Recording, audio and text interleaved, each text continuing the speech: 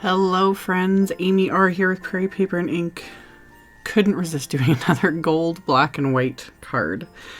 Plus, I had to use this Snowflake frame wafer die set that just came out with Simon's DieCember release. Had it sitting here, and then the ideas just kept rolling, and I had to do it.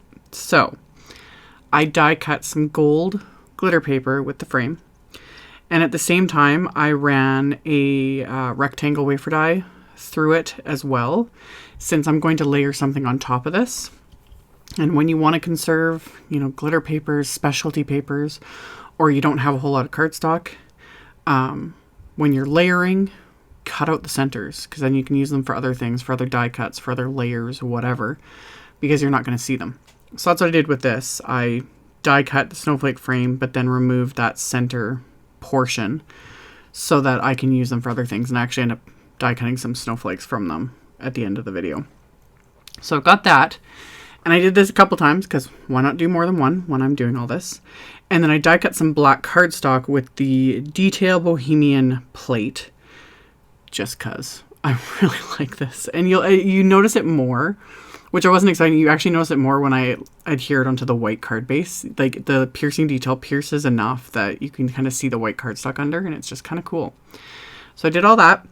And then for my sentiments, I'm using the Good Cheer stamp set from CZ Design again, because this big Be of Good Cheer stamp fits so perfectly inside this snowflake frame. It's like it was just meant to be. So I have some black cardstock here in my MISTI, and I'm going to use my anti-static powder tool all over it, brush off some of the excess with my big Tonic fan brush. And then I'm going to stamp this sentiment a couple times each with clear embossing ink. That way I want to make sure I get a really good, since it's like one of the focal points of the card, I want to make sure I stamp it really well and get a good even coverage. So I'm going to ink it up, stamp that, and then I'm going to ink it up a second time, stamp it, and then I'm going to flip it around and do this a second time, since I'm doing 2. And if I was doing, 10 or whatever, I would just keep repeating this process. So stamped it twice, flipped it around, stamped it twice again, and then I'm going to coat it with Simon's Detail Gold embossing powder. And then once I've got that covered on both of these, tap off the excess, and then I'll melt this with my heat tool, which is always my favorite part. With more than anything, it's always metallic embossing powders, I think, that are the funnest to play with.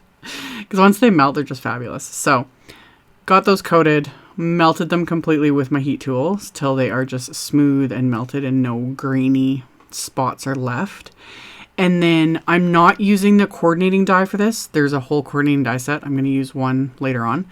But I didn't want to use the rectangle coordinating die for this because it's a little more narrow.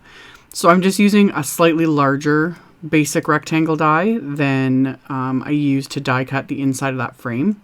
And this layers perfectly with the snowflake frame, this particular rectangle this is from Simon's basic rectangle set that I've had for years. Years and years. I have used these rectangles probably more than any of my dies. But anyway, so I die cut those pieces with that rectangle frame. And then with the remaining little bit of black cardstock, I'm going to stamp this Happy Christmas stamp from that same set. Doing the same thing, just anti-static powder, stamping the stamp with clear embossing ink, flipping the cardstock around and stamping it a second time. I wasn't worried about it being straight or anything, because that one I'm going to use the coordinating wafer die that just cuts right around the words. So after I stamped it, coated it with the Detail Gold embossing powder, melted it with my heat tool, and then I die cut them with the coordinating wafer die. And then I also pulled out my sentiment labels wafer dies, and I just die cut a scrap of white cardstock with that.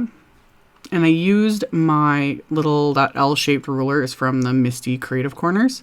And I just used that to apply this in the same spot, because the same thing, I'm going to just flip it around.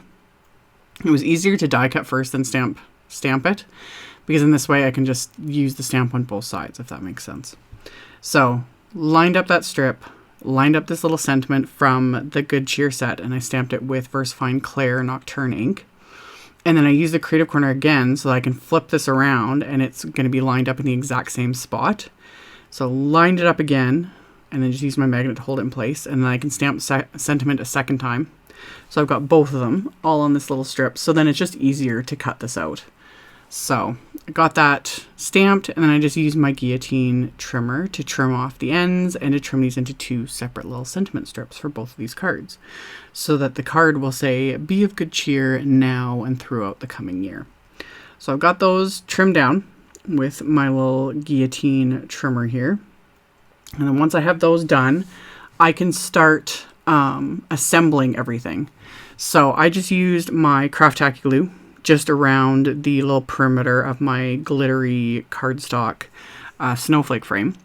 And then I can adhere that large sentiment right on top of it. And like I said, this is sized, like this rectangle wafer die is sized the exact same size as what the rectangle makes with the snowflake frame.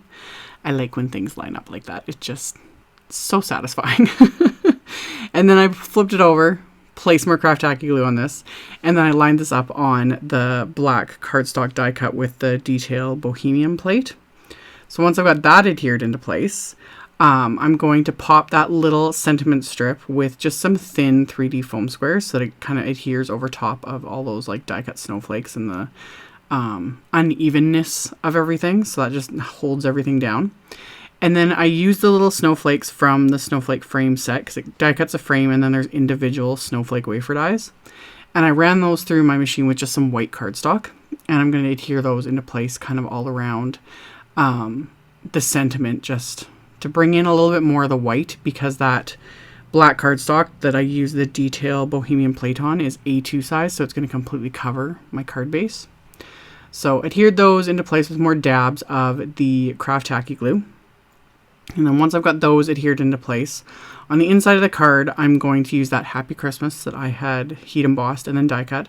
And then I have another little sentiment that just says "Wishing You a," and I've got that just on an acrylic block, stamp that with the VersaFine Clair Nocturne ink, and then I can adhere the little sentiment there into place. And then the actual card front, I'm a little bit choosy where I'm putting my glue, because like I said, the piercing goes right through the cardstock. And I didn't want to risk having glue kind of oozing in between that. So I just put glue in the solid areas and also behind the sentiment where no one's going to see it. And then I'm going to adhere that to my card base. Hold that for just, a few seconds. Let the glue adhere. And then as a final embellishment, I'm just using some Studio Katia snow crystals.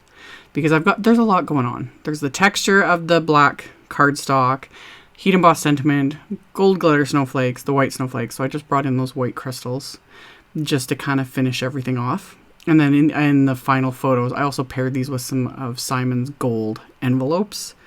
And it's just perfection. So adhered those into place. And then I added a few more of the snowflakes that I die cut from that same gold glitter cardstock to the inside of the card, just to tie it all together. So adhered those into place with the craft tacky glue. And then that is actually going to finish off these cards. Bulk of it was just die cutting and adhering, with a little bit of, heat embossing with the sentiments. And that was it. So as always, I will have a link below the video to my blog post.